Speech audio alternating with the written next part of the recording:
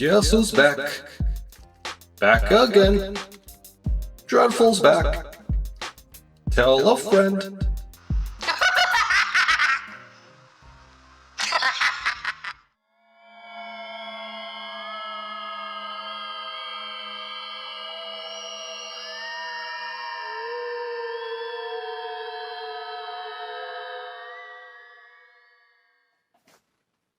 Welcome back, everybody. So, got another video for you. My name is Rick. These are the Dreadful Minutes. So, this video was supposed to be made a few weeks ago, and I had a really bad occurrence in my life, if you watched my previous video. And so this was supposed to be initiated sooner, but better late than never. And this will be my first, I guess, thread response type of video. And hopefully some of you are up for the challenge. If this goes into November, that's cool. Who doesn't like Halloween anyway? You could have a bit of a nightmare before Christmas, right? So, anyway, before I begin, who's seen Prom Night? So, I haven't seen this in over 20 years. And I know this is the other Jamie Lee Curtis horror flick, or slasher flick, should I say. And this is one of those non-John Carpenter ones, which is very odd. And I realized something. The pacing of this is going to be not going to work for some of the younger people. So, tread with caution. But still enjoyed it nonetheless. And one thing that's always bothered me is that Jamie Lee Curtis never quite looked high school age to me, despite the fact that, this came out sometime after, maybe at least 2 years after Halloween. And even then, Leslie Nielsen, I forgot he was in that. No, he's not funny in this one. I think the most disturbing thing about this movie was those damn kids in the beginning. Man, that is some evil, psychopathic shit. But definitely a true classic. Another one that I've caught recently was at a bookstore. Funny enough, they had some DVDs, in this case a Blu-ray, and this one kind of evaded me. I saw it sitting there, and I thought the cover looked kind of stupid, actually. But it had Rob Zombie's name attached to it. It's like, all right, so it's worth the $4 just to kind of check it out. Curiosity got the best of me. So this is the Haunted World of El Super Beasto. So I'm sure some of you have probably already watched it.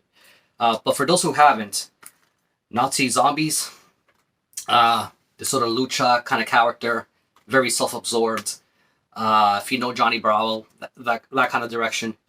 So, man, where do I begin with this? Is it a good movie? Well, it depends what you want out of it. In this case, my opinion anyway, it's a bit of an insult to your attention span intelligence. Because this movie, or the direction of this, does not think that you can let things sort of kind of build up. You got to have something going on every second. So it's a very ADD kind of thing. Poor kid who buys this, thinking this is going to be some Bugs Bunny stuff. I mean, you're looking at this. This, what the hell? They gave this an R rating. That R is a very hard R. Lot of sexual shit happening here. I would just say, let this be a cautionary tale for not checking things out first before you buy it for anybody below a certain kind of age group. But oh man, so who was it? Pom Papa, Sherry Moon Zombie, Rosario Dawson, Paul Giamatti, and Brian Posehn. All do voices in this. But yeah, this is completely insane. And it's almost self-aware at such a level that it works at its detriment, I think. But that's just me. El Super Beasto, watch with caution. Okay, so I have a challenge for you all. So it will be show me some bands, artist, album name, hell, even merch. It doesn't have to be an actual album. It may be something related to an artist or band, whatever, that you can associate with Halloween.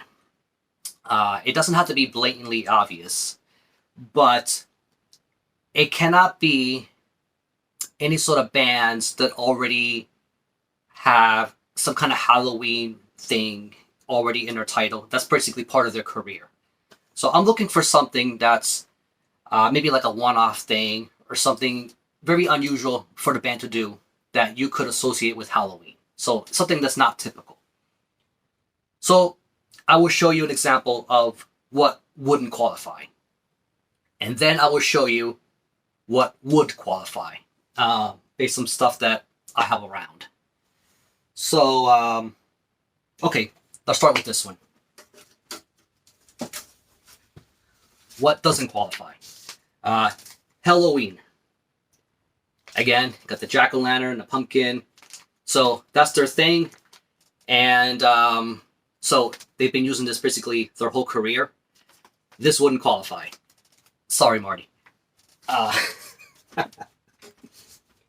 Another one is Acid Witch. You know, I don't have it behind me here. But again, the whole horror witches thing, you know, you got the little goblet thing and all that stuff going on. So can't use Acid Witch. As tempting as that is. So you're going to find that you might have to cut out a lot of metal. Although, you know, not all bands have or metal bands have a horror thing going on, you know, like, so you could still find something, you know, that you could probably still use. So I don't know what all your collections are like, but you might have to dig deeper, but this could be fun. Another band that obviously wouldn't qualify is Misfits. Again, spooky Halloween stuff wouldn't work.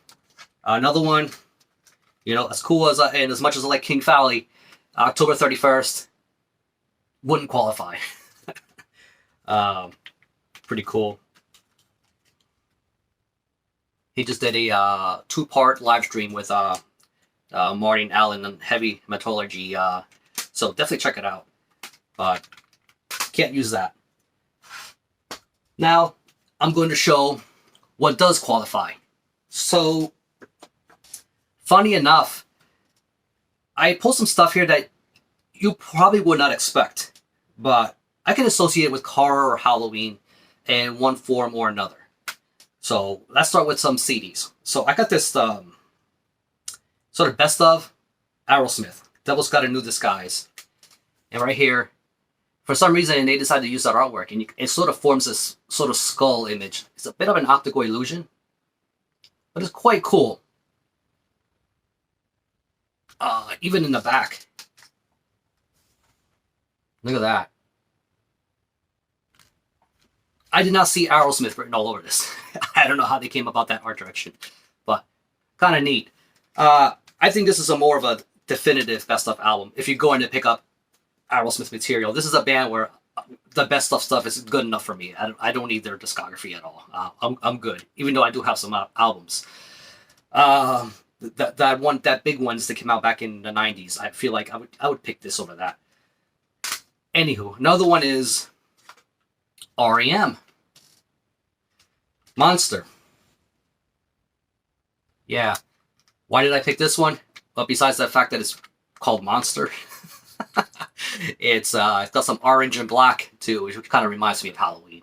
So thought this would be a cool one to show. In my opinion, I think this is one of their stronger albums. Pretty good. If you are into REM whatsoever, again, weird coming from somebody, you know, who talks about metal all the time. This is a strange one, but nevertheless, definitely check it out. Crush with Eyeliner. Song kills. Okay, another one. Got some hardcore punk from Massachusetts. Band called Hoax. So you got that sort of crow and the sort of moon thing going on, and it's got a very Halloween thing. I don't think that was their intention, maybe, but it does not look like any of their other releases. So I thought that was pretty cool. And as an added bonus, the back has a sort of I guess Black Widow with you got the sort of bullets there. So kind of cool. Oh, and for those of you who don't know, like, you guys may know the band Command. So it's got 2 of the members are in this band. So very, very interesting fun fact. So this is one of their demos, but it's kind of strange because it has a similar aesthetic. So there you go. Another one is a band from I believe from Oakland, California. So this is Y&T, and this would be their 6th or 7th, I think it's their 7th album, Down for the Count. And this one had probably their biggest hit, Summertime Girls. That's probably it. That one definitely made the billboards.